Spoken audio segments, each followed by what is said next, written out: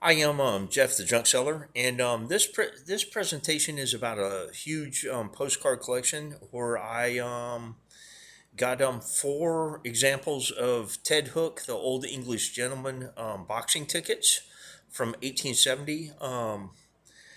These were a pretty big deal as they were thought to be unique at the time that I got mine. Bonhams had a lot that had three tickets in it. That believe that it sold for $1,200 in 2005. Um, the ticket I believe in that one was number 784. Showed up again in a 2006 Heritage Auction where there were two tickets thought to be unique. One of them being the Ted Hook ticket, and two other tickets that were considered rare that sold for $1,434. Since then, just recently, Abe Books has an example of this boxing ticket for sale for $422. This collection, I got this. I was in Oklahoma. I had not been back in the business for very long. I really didn't have a whole lot of money, and I wasn't selling at markets that were producing a lot of sales either. But I had an ad on Craigslist that said that I bought old photographs and old postcards.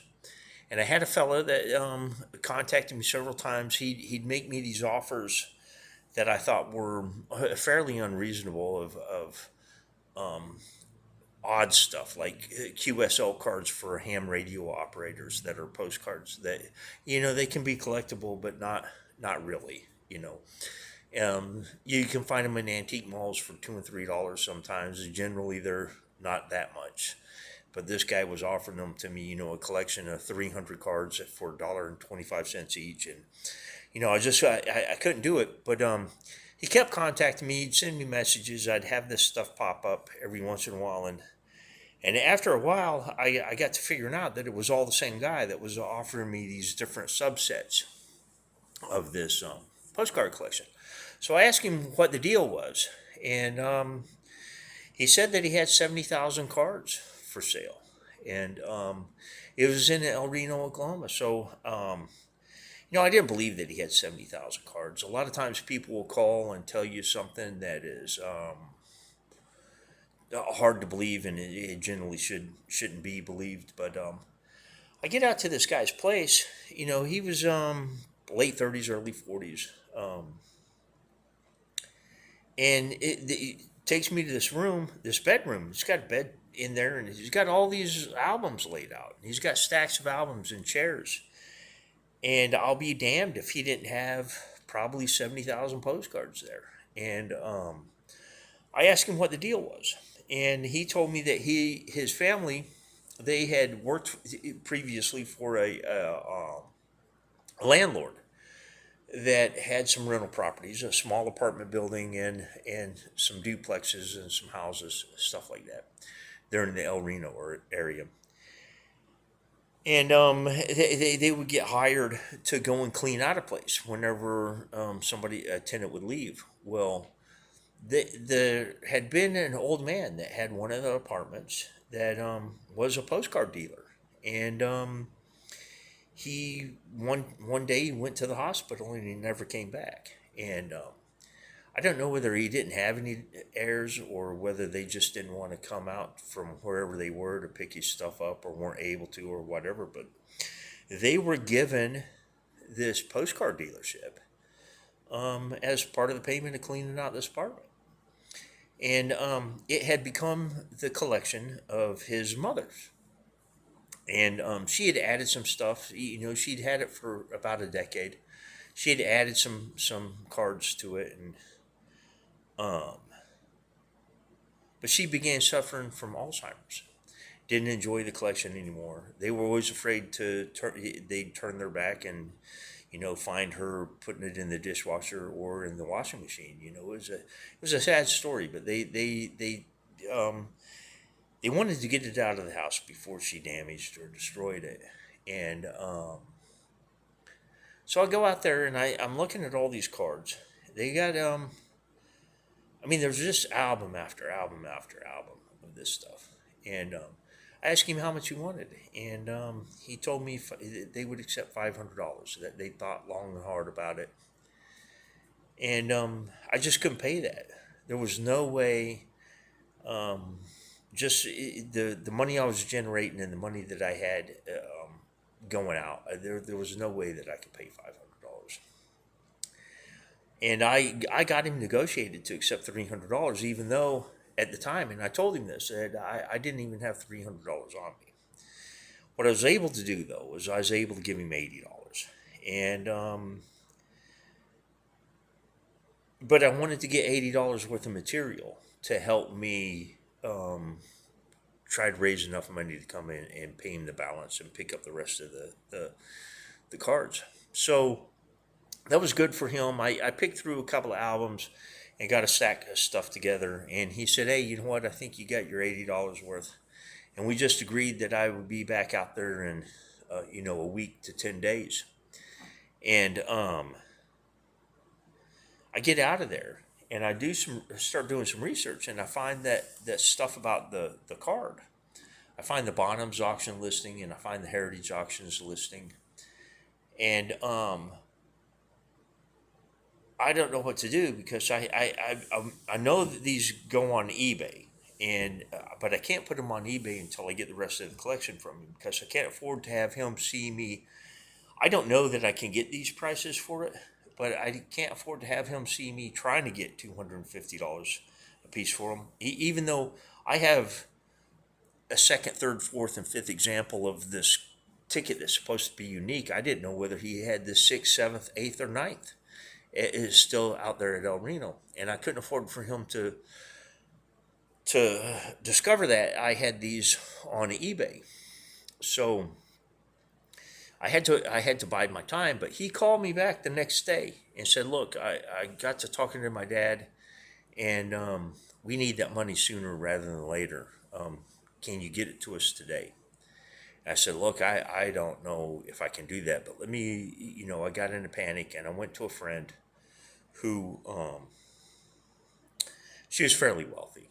And I went to her and I showed her these four tickets, and I showed her what I found out on Bonhams and on Heritage. I told her, "Look, I think these four tickets," I said, "I think with time, I think probably 6 months it'd take me to sell them, but I think that I get $1,000 out of these four tickets." And I said, if you'll loan me $220, I'll give you half of the proceeds from the sale of these four tickets." She peeled out three $100 bills and said, "Yeah, go get them." And I later, a week or so later, I gave her $80 change, but I bought the rest of this collection and loaded it up. I was driving a Toyota Sequoia, and it was a whole load. I mean, it filled the whole back of this big SUV, and so then I got to post them on the tickets on eBay, and I put them on for $250 a piece. I figured, looking at the auction estimates or at the auction results and everything, I figured that they got about $400 each out of them. And because I was bringing numerous copies in where that one was thought to be unique and it was no longer going to be thought to be unique, I figured $250 for the ticket was probably the right price. And I put all four of them on. Full disclosure, I put them all out there at the same time. They would help sell each other. It was my feeling on it. Any of the differences in printing would kind of suggest that these were genuine and not the product of some kind of counterfeiter. Because each of them had some kind of little quirk to them that was the kind of thing that you would expect from the printing of the era. Um, Now, I got them online, and I put them on a 10-day auction, and it went all the way the whole 10 days. On the last day, I had a guy from Canada contact me and said, "So, how do you convince me that these aren't counterfeit?" And I told him what I knew about the stuff. The paper smelled right. The printing, there were discrepancies between one to the other that, that a forger would have made certain wouldn't exist, to keep from raising suspicion. One of them, the reverse was inverted compared to the other three, and things like that. And he wound up buying one. And he sent me a text message. He said, "Hey, yeah, I paid. Please package it well." And I sent him back a message. I said, "Hey, I think you'll look back on this day and know that you made a pretty wise decision." So he ended up buying a second one. So at this point, I sold half of the tickets that I had. So I go to my friend and I show her the paperwork, what the costs are and everything. I think if she would have opted to be paid out then, she would have gotten like $420 or $430, something like that. So, and I tell her, just for full disclosure, I tell her, look, you can either get paid now or stay in. I said, I'm going to raise the price on the last two. I think we undersold these, and I think I'm going to raise the price from $250 to $400. She said she was staying in, and the next, about 5 hours later, I'm putting them on eBay, reposting them, and I'm changing the price from $250 starting bid to $400 starting bid. And they weren't on but 5 or 6 hours. I had a guy contact me from New York, explain to me that he was leaving for Italy in the morning, and that he wanted both of these tickets and wanted to know how much he could get both of them for if he made a purchase right now, a buy it now. And I sent him back a message. I said, "Hey, look, I just sold two of them for $500, earlier today, and I kind of regret it. I wouldn't take less than $700 for them." And he sent me back a message, said the money's on the way. So within 11 or 12 hours, I made $1,200 in sales just selling these four little boxing tickets, and this was out of a postcard collection that I paid $300 for. And when all the money came in and I got all the money together, I cashed my friend out. I showed her, she was giddy. She said, "Hey, anytime you need financed on something, you let me be the first to know." And I think on her $220 loan, she got a $520 payout, something like that. But a couple of weeks later, I'd made some other windfalls, and I called up the fella that I bought this collection from. And I said, "Hey, look, get anything together that you have that you might want to sell." I said, "I got to come out, and I got some money." I said, "And I need to give you $200. I said, your offer on that postcard collection was $500, and I negotiated you off of that." I said, "I really shouldn't have."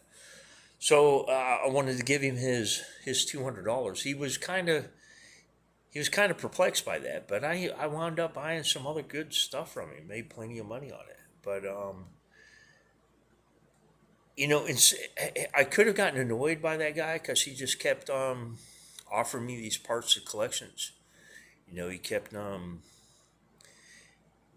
mean, it was probably 6 months at least that I'm fielding some kind of offer from this guy that I didn't want to take, and I could have gotten annoyed and told him, bug off or whatever. But I'm glad that I stayed in and that I had some kind of patience. Well, but I get this collection, and I was selling in a market called Colonel Dick's down in Norman, Oklahoma. It's not really a very good market if you're a seller. It can be okay if you're a buyer sometimes, but there's an advanced postcard collector and dealer that comes through there. He and I became a good friends. Um, he had heard that I had this postcard collection, and I would sell him cards out of this collection. I would, present a box of 600,000 cards and let him go through them. As the only condition was, I sold them to him for $1 a piece. And I wish I would have known